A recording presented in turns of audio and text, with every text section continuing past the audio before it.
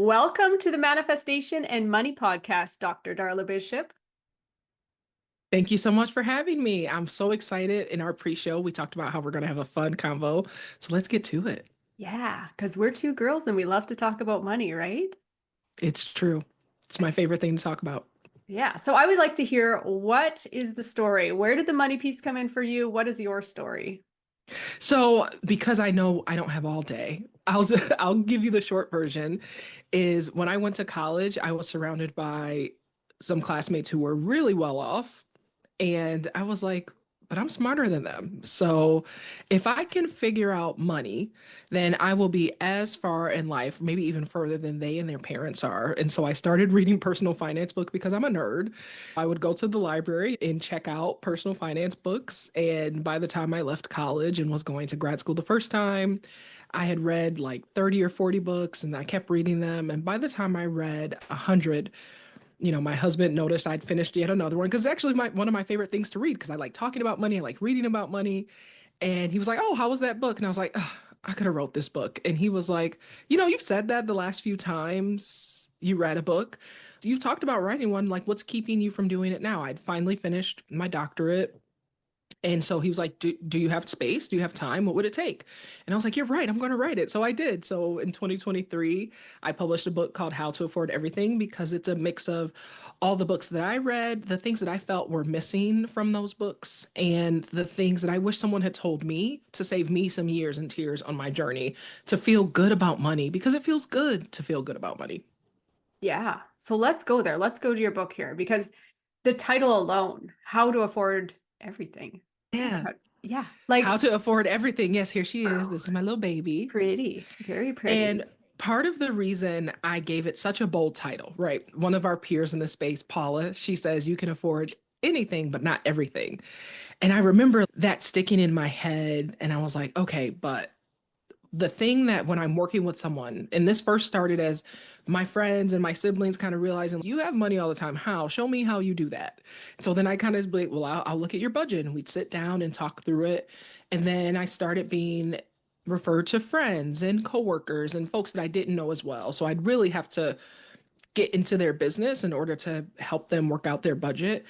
And the thing that people would say over and over again, I'm like, so what is it that you're trying to accomplish? What is it that you want to do? Why did you reach out to me and get over whatever it took you to get over to actually say, well, maybe Darla can help me.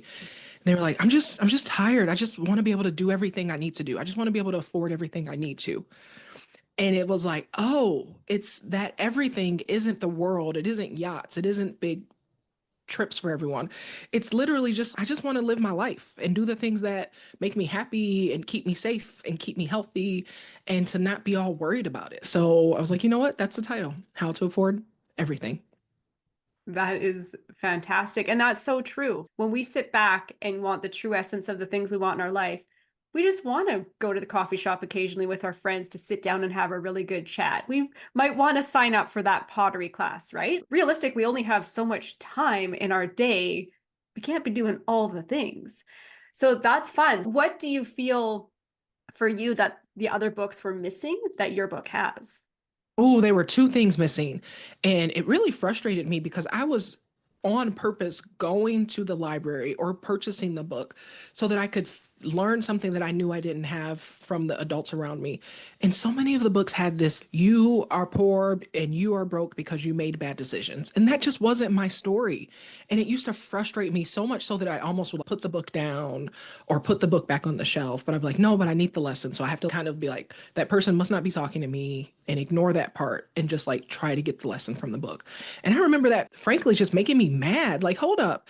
No, I'm not lazy. I'm not tired. I'm not broke. I've made really good decisions. Just the menu of choices available to me haven't been that awesome. So the fact that I'm here at a full-time university as a full-time student is a miracle. And for you to say, after I've taken my time, the walk, the extra bus to get your book off of a shelf, to maybe even pay money for it, and to tell me I'm a loser, what? No, that's not how we're going to do that. So my book is very much like, hey, I'm your big sister and I love you and we're going to get through this and you can do it and I believe in you. And if you don't believe in you, I believe in you and then you'll believe in you soon. So it's very much in that tone because that was really frustrating for me as somebody just looking for the answers and being told I was a loser. Yeah. That's not a good starting point. Realistically, if you're picking up a money book, you are wanting the support and the guidance to elevate yourself, not feel like your face is being ground down in the mud. So Right. you had people that were reaching out to you and you were digging into budgeting and stuff. So let's go there for a minute because right now we're recording this. It's the end of January, right? So there was probably a lot of spending that happened last month over the holidays for a lot of people that now they're getting the credit card bills and they're going, ah, let's talk about debt. Let's go there. How do you suggest people start working their way out of debt? So 100% of the time, I always tell people to go snowball. So if you've know anything about debt repayment, there are two main ways that financial people talk about paying off your debt. They say, make a list of everything you owe. And for me, tell you to include money you might have borrowed from a friend or a family member or a coworker, because it's important to pay back those debts too, because those folks helped you out when you needed it. And yes, the big bank did. Yes, the medium bank did. But so that these people in your life, these real people in your life. So write down that $20 you borrowed or that time that someone helped you get your car a tank full of gas. Like write those things down too. And then after you write all your debts, do you then tackle them by the interest rate? So, like, okay, this thing has the highest interest, so I'm going to work on this one first. Or do you tackle them by the smallest balance? This one, I only owe $100 and I could probably pay that off pretty quickly.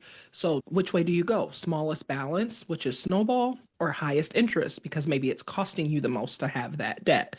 I 100% of the time recommend snowball, because if you've been in a not so great situation for any amount of time, your confidence around money is probably shot. And so if I can get you on a plan that feels like you are making progress quickly, and with a snowball plan, we can usually take care of one, three, sometimes even five of your smaller debts within just a couple of months, then you're like, oh, I'm doing it. Okay, that freed up that money to either pay off other debts or to just give me a little more wiggle room.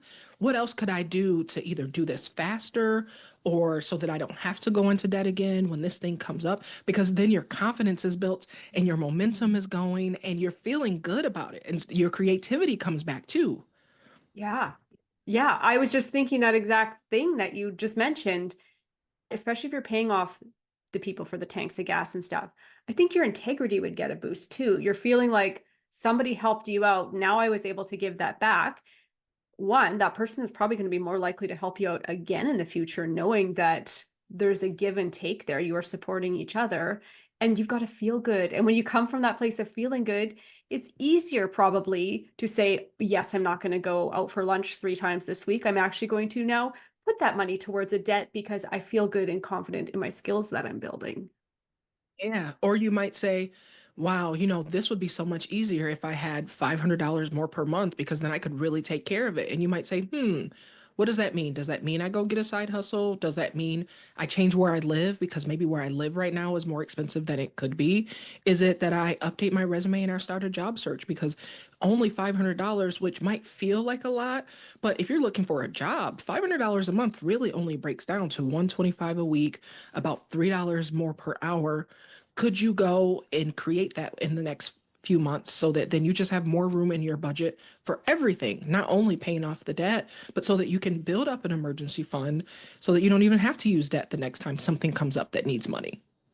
Valid point there. And I really like that because you're coming from a place of possibility then. You're not just trying to cut all the corners and shrinking into that place of, okay, I'm trying to give up everything to get back on a level playing field. If you're trying to raise the bar of your income that you're bringing in every month, that is giving you freedom moving forward.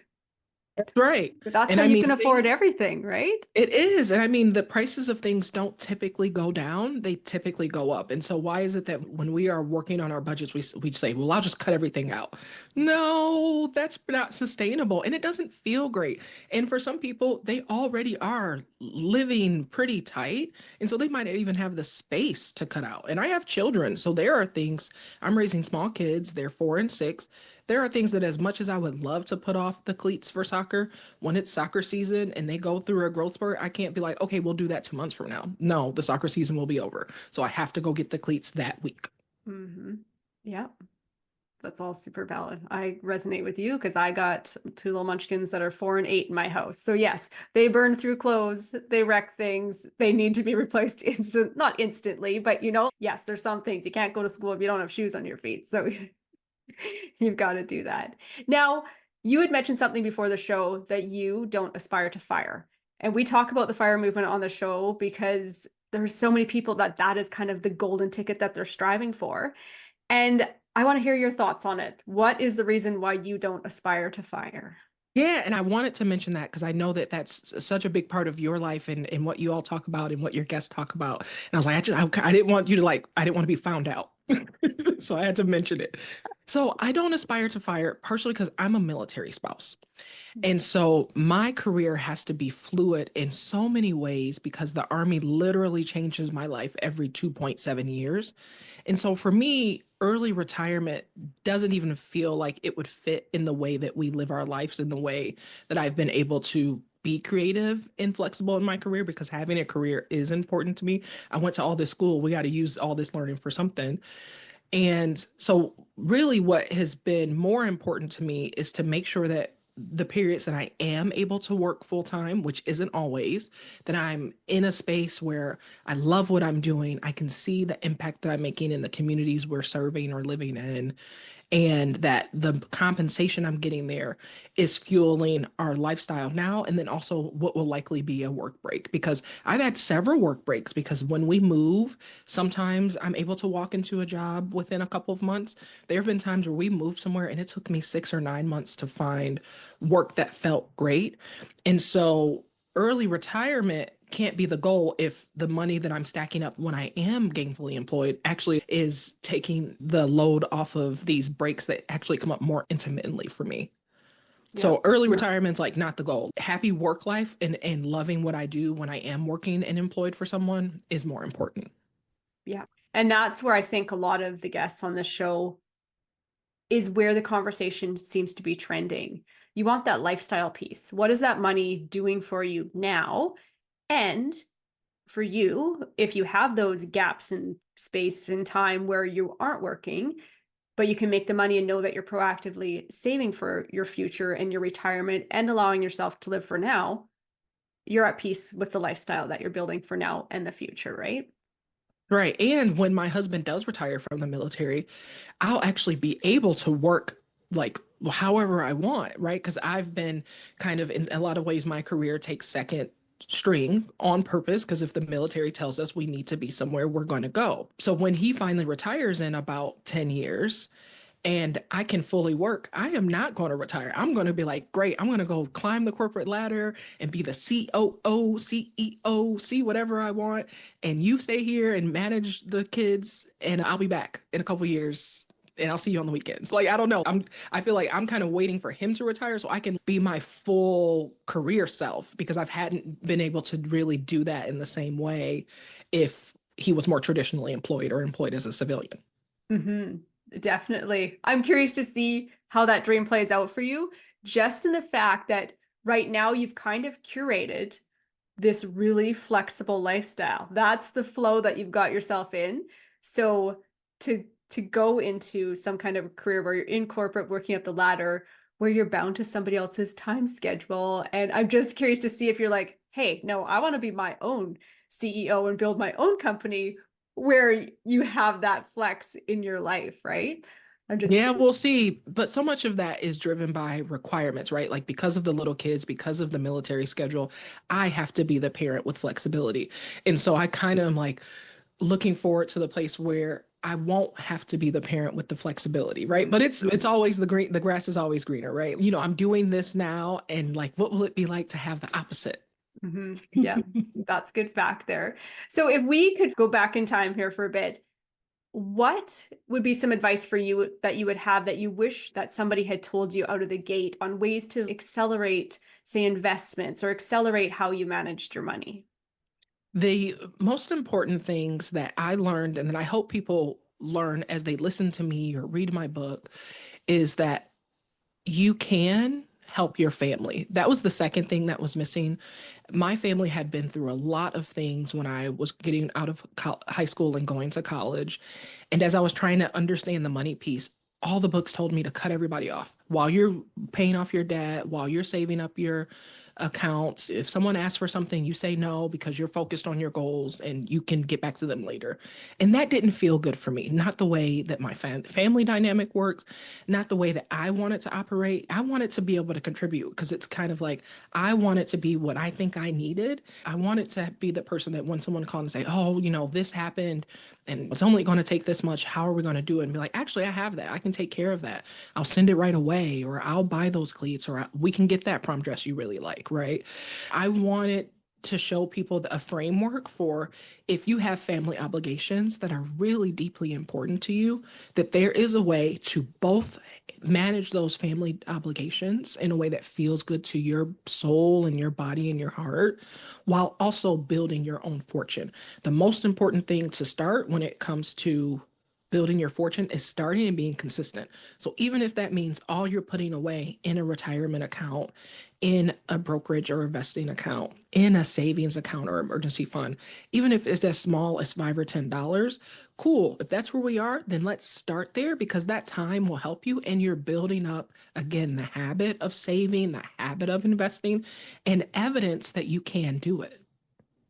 Yeah, you're proving to yourself that you can do it. Mm-hmm. Good point. And you're keeping getting that little snowball, like you said earlier, in the savings side, as well as the That's debt pay right. down side. We got snowballs happening all Yeah. over. All over the place. And and it's one of those things where, $5 every paycheck turns into 60. Not it doesn't take all that long to turn into 60, and then it'll turn to 100 and you're like, "Huh, I wonder what would happen if I could put $10 instead or even 20." And again, you start to see that power of small action over time, and then you get excited about how to take slightly bigger actions. Yeah, that totally makes sense. What is your biggest piece of advice for someone who is trying to create that lifestyle they love? The thing that we sometimes forget is we forget that there are all these things that are important to us and we don't label them the right way. So I have this story and I think I have time to tell it. Yeah. I was on a different podcast and it was a two host situation and the male host said, "Well, okay, well, how do I convince my wife to let me buy a boat?" And I said, "Actually, you're going to like my answer." I said, "Tell me why you want the boat. Is it that the boat, when you're on the water, you just feel so at peace, you feel so happy, that's the wind through your hair? Is it that that's the only way all your siblings will come out if you're pulling the boat out? Is it that that's just what you like to do on the weekends? You like to fish and you like to cook for your family?" And he was like, "Well, part of it is my parents are getting older and it's we haven't as a family and all the nieces or nephews are grown up now. So we haven't like been together like all of us in a while. And I'm just worried I'm running out of time to do that. But I know if we have the boat and people will come out and we'll spend the weekend together." And I was like, "Okay, so you don't want the boat, you want family time. So is there a different way to create that? You said you're the oldest. Can you say, 'I'm the big brother, we're having a family party on this day. If you're not there, I'm mad at you'? Can you do that? Is there a way that you could get your parents to say, 'We want to celebrate something about you'? It's an anniversary, even if it's an anniversary that isn't a milestone. It could be the 37th. Like, fine. We're having a party and everybody needs to show up. Like, if what you're really after, you're telling me, is time with your siblings and your parents while everybody is still available to be together, then find a different way to do that. If after you do that, you're still feeling like, 'No, I still want the boat,' great. Make a plan to buy the boat, or you can rent just about anything. So go rent a boat, spend a bunch of money to rent it, but then send it back and keep the rest of the money and those monthly payments in your bank account." I love that so much. I think if people took that and went and journaled on it, why do I want the things that I want? Mind blown, right? Like, I bet you're Mhm. going to get to those connection points, those feel good, to feel safe, to feel loved, to feel surrounded by community. It's not about the stuff at the end of the day. The stuff might be the literal vehicle, but the Yeah. vehicle can also be rented or temporary. Like you don't have to Yeah. sign yourself up for a 5-year car payment or a 10-year boat payment for a couple of weekends. You can rent those things now.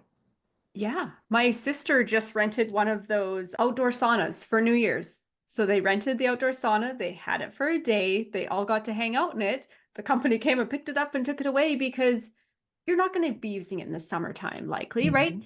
For me, our hot tub, Chris went outside yesterday, opened it up, it was empty. Somehow it got a crack in it this week. It's completely drained out. Oh no. And I'm like, well, shoot. Well, that is something that now we can't use. It's sitting in our yard. And so, yes, to put in perspective, when you buy something, you own it. Now I'm responsible to have to go to get this flipping thing fixed, right? Hmm. It takes a lot of the extra bills off on renting something or borrowing something if it's not something that you're going to be using all the time. Right. And Yeah. it's and if it is something you think you'll use all the time, try it out first, right? Yeah. Like I had a cousin who really wanted to get a big pickup truck. And I was like, you live in a city. Where are you going to park that thing? You have kids who are not very kind to car seats. Are you really going to let them eat in your car? So I was like, go rent the biggest, loudest, like even go out to the rental car place in the rural area so you can get like a really big truck and get it out of your system. And he was like, you know what? Driving that truck was awesome, but I wouldn't have been able to park it. I couldn't park it at work. I couldn't park it at home. You were right. And I was like, see, I just saved you thousands of dollars, Yeah. thousands. Thousands and thousands of dollars, possibly monthly, right? Like gas insurance, all the big things, the payment on that new sucker. Yeah, valid point there. So I know you've got your own podcast, you've got a book. Can you please share where people listening can reach out and catch more of you? Yeah, so I have a very tiny podcast. I actually prefer doing this. I love visiting other people's podcasts. This is my favorite thing to do because I get to talk about money, not just with myself. But the easiest way to find me is darlabishop.com. And there you'll find a link to my podcast miniseries on YouTube, links to my book, and tons of freebies in the Resource Center. Okay, awesome. Thank you so much, Darla. I will link those in the show notes for people. And thank you so much for having this fun conversation with me today. Yeah, thanks for having me.